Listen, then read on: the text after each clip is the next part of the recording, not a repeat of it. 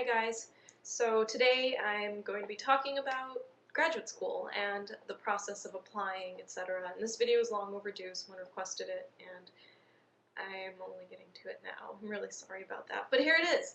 So I'm recording this straight onto YouTube, so pardon any rambling or anything that I can't edit out, so I'll do my best not to go off on tangents. So the first thing I want to start with is saying that some programs do care about, prerequisites from undergraduate courses and whatnot and majors, and others don't. So you really want to, go into something you're interested in, first of all, when you're an undergraduate. And by sophomore year, I think it's probably for most colleges, probably end of sophomore year, you'll declare a major.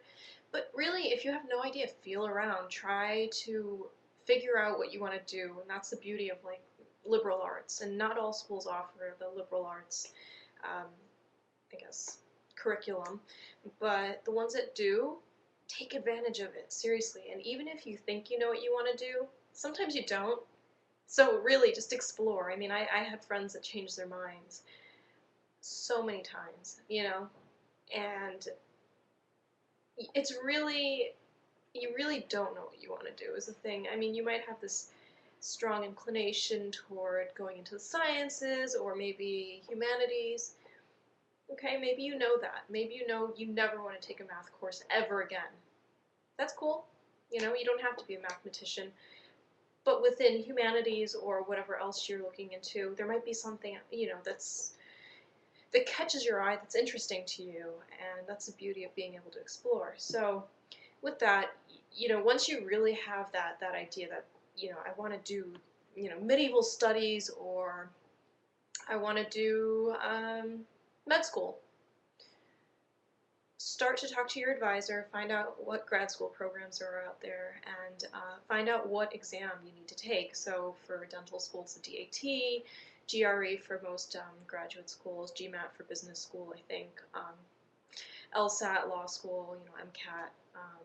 So you really want to get a feel for the steps. And if you Google it, if you just Google, medical school application process, I'm just giving that as an example, there are websites that will list it all out, and there are timelines too, and I guarantee you that your school, either the career development office, if it has one, or your advisor has some sort of, or even, there's some departments that offer, like, I'm going back to the pre-med thing because it's what I'm most familiar with. They'll offer they have their pre-health department. What am I looking? I don't know the word that I'm looking for, but at any rate, it's designed. There's like an office where you go, and they've got all brochures and whatnot. So that will all be available to you. You just need to ask around, and if you're lucky enough to have a parent who's in the profession that you're interested in, then it should be a little bit easier. The process has changed over time, but really just be ready to study for those exams, the standardized tests that you may have to take. Most likely you will have to take it. I'm pretty sure the majority of grad schools require standardized test. Keep your GPA very, very high. Build your resume. Seriously, just do whatever it takes to build your resume, and that would be, summer jobs, summer internships, community service is a good one. You really want to stand out, and it goes beyond numbers. You don't want to just get that perfect GPA and look really boring on paper. That doesn't really, they might take you if you have a really good GPA, but you want to be sure that there's more to you.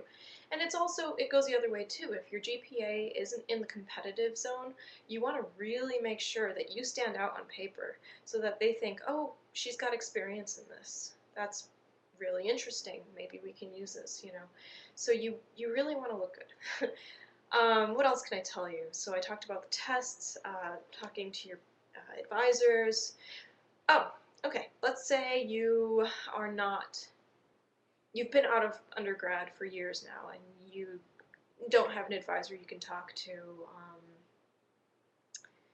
don't hesitate to call the school that you're interested in. Don't hesitate to Google. There's tons of forums out there where you can read about different disciplines and what people did in order to pursue the career that they so choose to.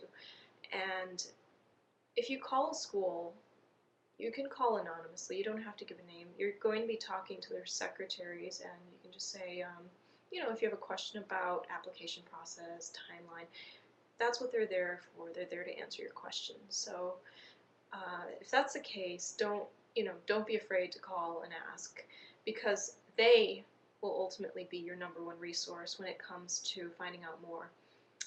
And also, don't be afraid to call your undergraduate institute, because they are there to help alums too.